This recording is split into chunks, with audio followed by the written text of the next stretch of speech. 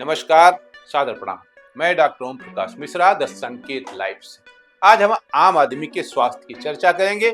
देश के जो ग्रामीण क्षेत्र हैं उसके स्वास्थ्य की चर्चा करेंगे। भारत की ज्यादातर आबादी गांवों और छोटों कस्बों में रहती है। इनके पास निजी अस्पतालों में इलाज कराने के लिए न तो पैसे हैं और न ही आसानी से वहां तक पहुंच सकते हैं। आज भी देश की लगभग 95 करोड़ आबादी सरकार के स्वास्थ्य बजट से मिलने वाले लाभों से दूर है। ग्रामीण इलाकों में स्वास्थ्य सेवाओं की अधिकतम जिम्मेदारी सरकारी अस्पतालों पर है। कई जगहों पर इन हॉस्पिटल में मरीजों की भीड़ के हिसाब से जरूरी स्टाफ नहीं होता और न ही सुविधाएं होती। इसी बात को ध्यान में रखकर इंडियन रूरल मेडिकल सोसाइटी पिछले 15 वर्षों से इस अभियान में लगी है और केंद्र सरकार से, प्रदेश के राज्य सरकारों से उसका लगातार इस पे विचार विमर्श चल रहा है, पत्राचार चल रहा है कि इंडियन रूरल मेडिकल सोसाइटी के सदस्यों को चिकित्सा मित्र का दर्जा प्राप्त करके दर्जा प्रदान किया जाए और उनको सरकार की स्वास्थ्य सेवाओं में जोड़ा जाए, वो भी निःशुल्क। और इसके लिए वो निःशुल्क सेवाएं देने के भी तैयार है। अभी कुछ देर पहले हम लोगों ने झोला छाप शब्द का दहन किया। इसके कुछ दिन पहले हम लोगों ने अन्याय के प्रतीक रावण का पुतला फूंका था, बहुत ही धूमधाम के साथ। आज हमने आप सबके अपमान, जो हमारे लिए एक गाली थी, एक कोड़ था, झोला छाप शब्द, उस प्रतीक को जलाने का काम किया। मित्रों, जब कभी चिकित्सा मित्रों का इतिहास लिखा जाएगा तो यह घटना स्वर्ण अक्षरों में होगी और इसके लिए लखीमपुर जनपद की भूरि भूरि प्रशंसा की जाएगी, उसका नाम स्वर्ण अक्षरों में रहेगा। आप सबको पता है कि बागी बलिया का नाम आया था। देश आजाद नहीं हुआ था, लेकिन बलिया के लोगों ने अपने को आजाद घोषित कर दिया था। उसी तरह आज लखीमपुर खीरी के लोगों ने चिकित्सा मित्र शब्द की घोषणा कर दी है, उद्घोष कर दिया है।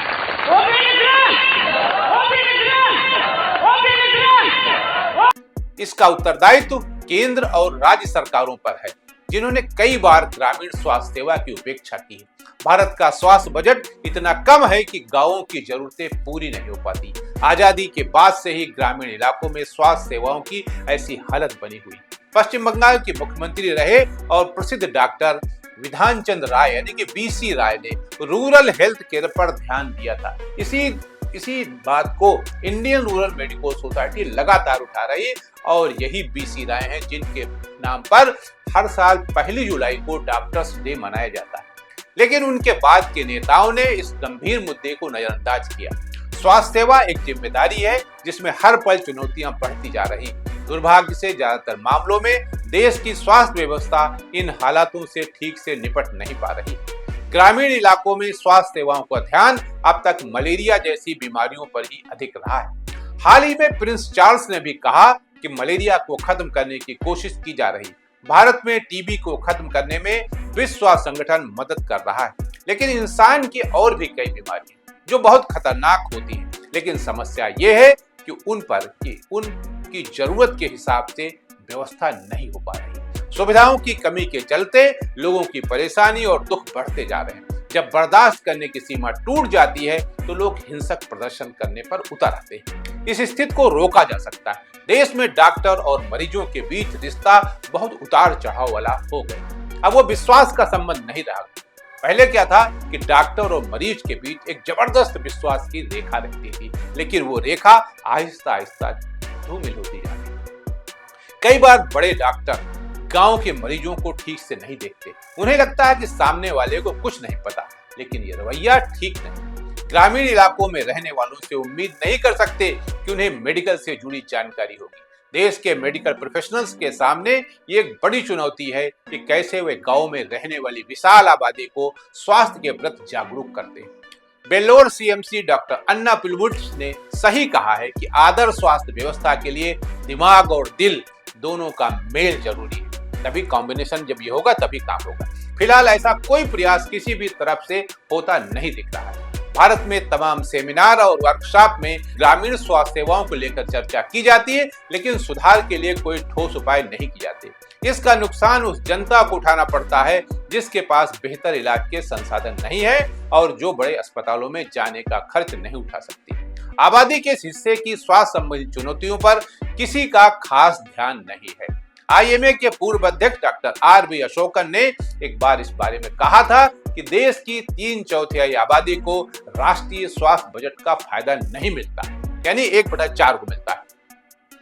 ग्रामीण स्वास्थ्य व्यवस्था को बेहतर बनाने के लिए जरूरत है सीधी और साफ रणनीति की। अधिक से अधिक लोगों के पास हेल्थ इंश्योरेंस हो, गांवों के पास अच्छे अस्पताल और हेल्थ सेंटर हो और सस्ता इलाज मिले।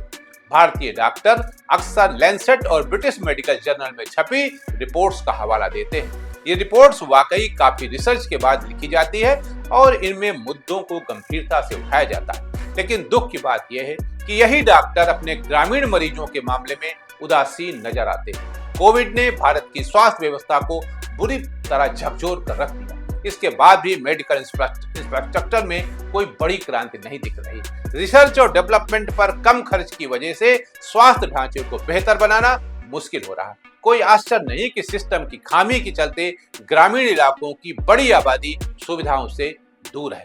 पश्चिम बंगाल, महाराष्ट्र, तमिलनाडु और केरल में कोविड मामलों में आई तेजी अभी गंभीर नहीं है, लेकिन इसका मतलब ये नहीं है कि स्वास्थ्य से जुड़े मामलों को हल्के में लिया जाए। शहरों की तुलना में अगर ग्रामीण भारत में कोविड के केस बढ़ते हैं तो मामला काफी बिगड़ जाएगा और स्थिति संभालना मुश्किल हो सकता है। राम मनोहर लोहिया अस्पताल की कार्यवाहक डीएमएस डॉक्टर आरती मारिया का कहना है कि पूरी मेडिकल बिरादरी को कोविड पर करीब से नजर रखनी चाहिए और किसी भी स्थिति का सामना करने के लिए तैयार रहना चाहिए। अब वक्त आ गया है कि देश की इलाज व्यवस्था में बड़ा सुधार हुआ। इंडियन रूरल मेडिकल सोसाइटी को जो मांग है उनका उसके मांग के अनुसार काम किया जाए। मेडिकल रिसर्च को महत्व मिलना चाहिए। बड़े कारपोरेट अस्पतालों को केवल मुनाफे के बारे में सोचना छोड़कर ग्रामीण स्वास्थ्य पर ध्यान देना चाहिए। सरकारी अस्पतालों की स्थिति सुधारने की भी जरूरत है। आज के लिए इतना ही।